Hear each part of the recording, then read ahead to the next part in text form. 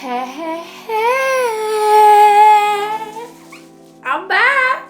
What's up? Oh my god, this is so crinky.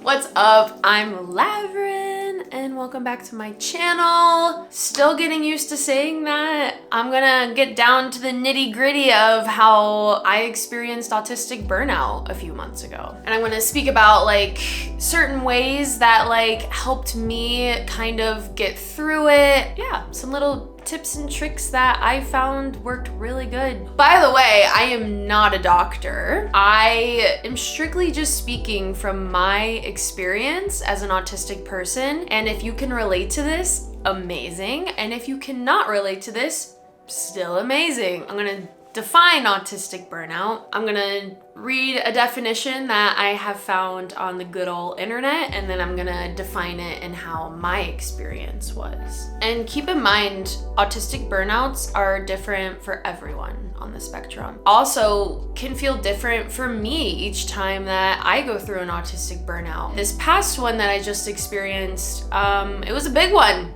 It was a big one. It actually led to me realizing that I am autistic. Yeah, let's get to it. So what is autistic burnout? So the definition that I found online is an intense physical, mental, or emotional exhaustion, often accompanied by a loss of skill that some autistic people experience. A cumulative effect of having to navigate a world that is designed for neurotypical people. The way I experienced autistic burnout, this past experience, like I said, each experience is different. I would define it as, it felt as if it was a crash from neurotypical society. I always felt exhausted. Not only was I physically exhausted, but I was mentally exhausted. I felt very panicked by like my surroundings because my senses were very overloaded and like I could barely take in any more information. I was frustrated. I needed a lot of quietness. What frustrated me was like I wanted to do stuff. Like I wanted to do work. I wanted to go to restaurants. I wanted to do like so-called normal things.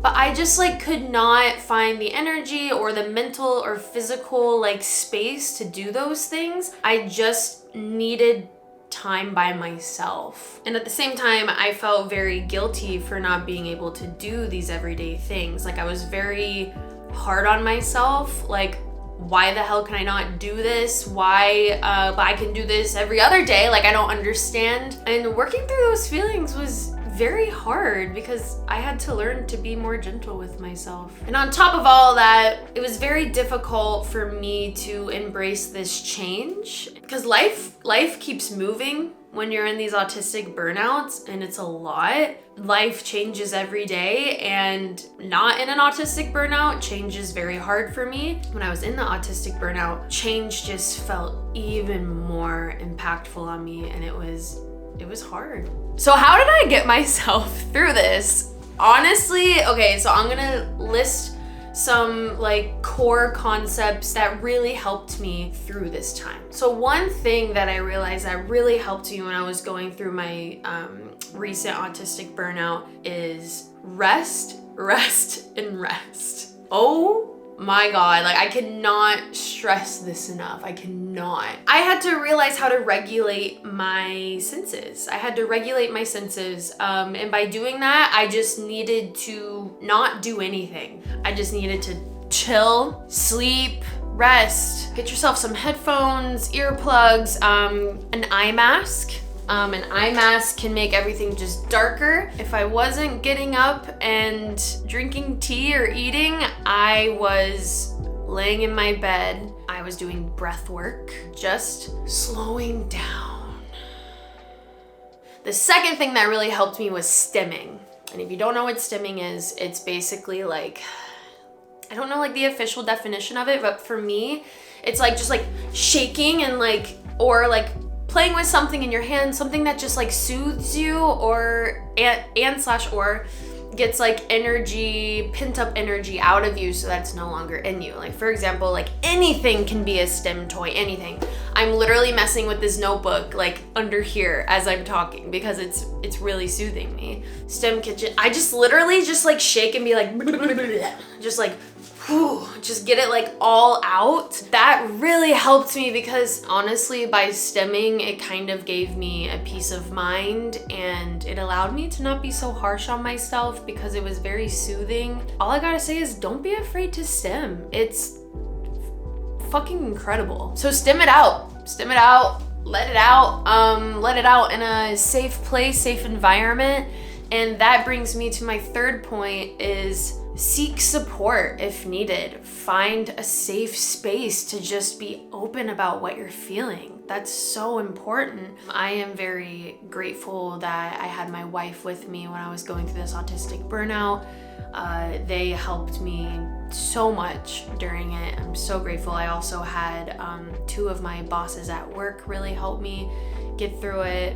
And they are very understanding and I'm so grateful for them. If you don't have anyone in your life like that, you could seek therapy, you could talk to your doctor, and they be able to give you resources to help you through this time, because I know it's really hard. If your home doesn't feel safe, you can go outside, go by a lake, go in a field, go sit by a tree, go somewhere that allows you to just be open with your feelings and just to be able to give yourself so much love during this time. During the beginning stages of my recent autistic burnout, I just did rest, did all the things that I just mentioned, rest, stimming, seeking support, going outside. And then once I started to feel a little bit better, because I got like a lot of rest, I started to have enough energy to incorporate like little things that made me feel good throughout the day. For example, I learned how to make a London fog at home. If you don't know what a London fog is, it's like black tea with milk. I use oat milk, some sort of sugar sort of thing. I use maple syrup. So I picked up a little thing that made me feel good, which was making a London fog each morning for myself. And that made me feel so good. I started journaling every single morning, letting out every single thought because I woke up with so many thoughts in my head. Love ADHD. And I would just spend like 10, 15 minutes, however many thoughts there were on the day, I would just write and just get them all out on paper so that like they were not stuck in my head. Because sometimes I can just live in my head and there's just too much shit going on in there. So doing those two little things kind of consistently every single day really started to get me feeling better and better. And I also started incorporating going out. I live kind of by a lake, so I would go to the lake and I would just breathe and do some breath work. And pretty soon along, I started feeling good enough to start doing yoga again. Like that, it took me a bit to get to that point, but just sprinkling these little things really helped me. Knowing that like I'm putting myself first really meant a lot to me during this time. And the last thing that really helped me was I started to get the energy to maybe try something that like is one of my special interests that sparks like creativity inside of me. I actually ended up picking up something new that is not necessarily a part of my special interest, but it was a special interest when I was younger, when I was a kid, which is Legos. I was like, Kira, my wife, I need to buy a Lego set because I need to spend the night just working on this Lego set. Honestly, it acted as a stim, which I didn't realize that it would, but it really calmed my mind. It was amazing. Okay, so those are my tips and tricks that I learned while being in an autistic burnout. It was a lot. It is a lot. Honestly, each person's different. Each person's different on going through it. Each level of burnout is different. Honestly, just listening to your body, listening to your mind, listening to what you need in that moment. That's so important. I tended to really criticize myself when I needed to rest and I felt very unproductive but I was like canceling plans and stuff like that, and I just felt so bad. I felt like I was doing something wrong by prioritizing myself. I realized the more I got into the habit of being like, okay, body, okay, mind, like, what do we need right now in this moment? And listening to it, that went such a long way. And that essentially is like probably like the main reason I slowly started to get out of my burnout, was prioritizing my body's needs, my body's wants. Yeah, just listen to your body. Being this exhausted and being this burnt out is okay. Is totally okay. It is totally okay. And if you're going through a burnout, just know I'm here for you and you got this. Take the rest, take the time you need, be there for yourself, and I love you. I'll see you in the next video.